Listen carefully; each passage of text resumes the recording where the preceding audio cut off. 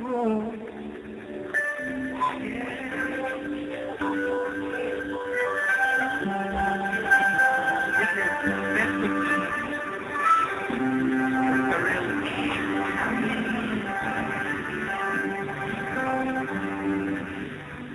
So many years gone, still I remember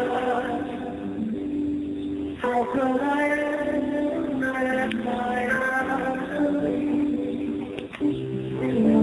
One I ever stayed in my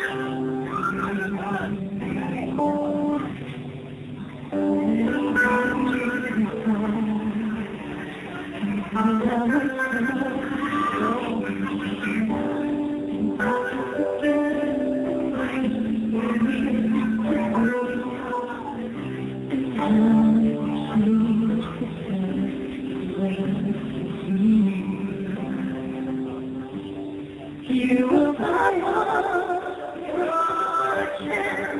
I never thought I'd find you were my heart, I've always known you were my heart,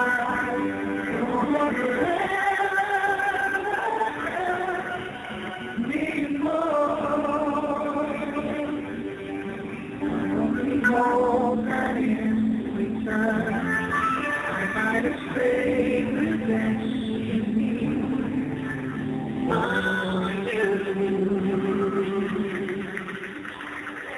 Thank you. Okay, Kristen and Karel, napaka-talagang touching naman yung kantang yan. At tinititigan namin yung album ni Lucy. Excited na akong pakinggan mamaya sa kotse. Anyway, bakit ba kayo LQ? Actually, Q lang. Meron ba LQ? LQ. Meron ba Q? Hindi naman kayo lovers, pero today, para make wanting Q kayo. Q. Ano ba? Ano bang Q? Bakit? Ba't pinagkakahan? Bakit ka nagtapos sa kanya? Ha? Hindi ka binigyan ng pagkain, gano'n, hindi ka tinawagan. Oo. May sinabi lang siya. Ano ba? Ano yun? Sinabi niya na tingin mo na open siya, nagtampo siya sa'yo. Ah, okay. Pakikwento, pakishare naman. Ano Hindi lang pa yun? ako sa anyone. Okay.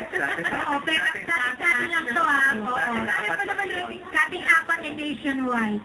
Kasi minsan magpadalas ako mag-joke. So meron lang ako siguro joke na hindi ko naisip na masyado. Parang gano'n. So, na-offend ka sa kanyang sinabi? Parang mag-ano lang ako, parang maglambing, ganyan. Parang madami akong gift, so madami akong pinag-isipan niya talaga yung birthday gift ko. Okay.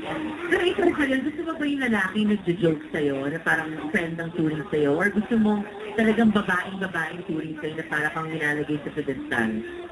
Siyempre, both. Pero yung, ano kasi, yung, if a person can make me laugh, diba talagang sobrang Last point siya. Oo, pero paano si Christian didn't make you laugh naman, nagtampukan naman di ka? Ano yung joke niya? Ano ba yung joke niya? Ano ba? Ano?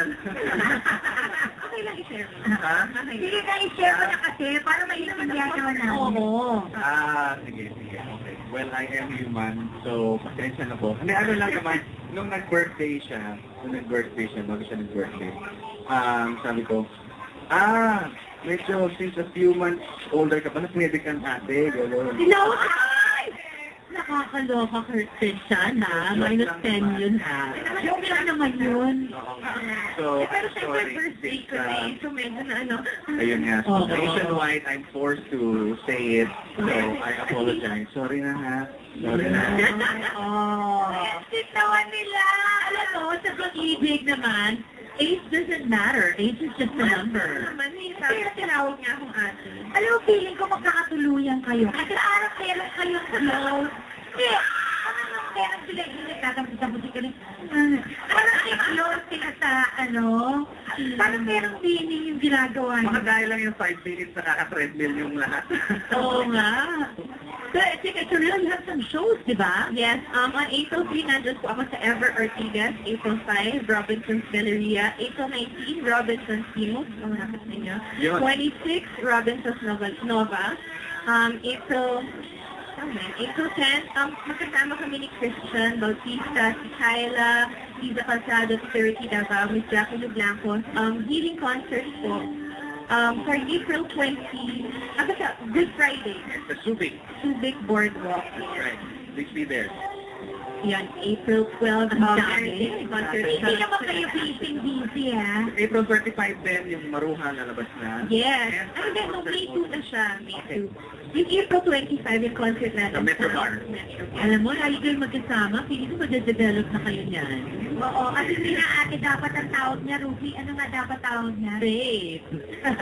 Baby. Diba?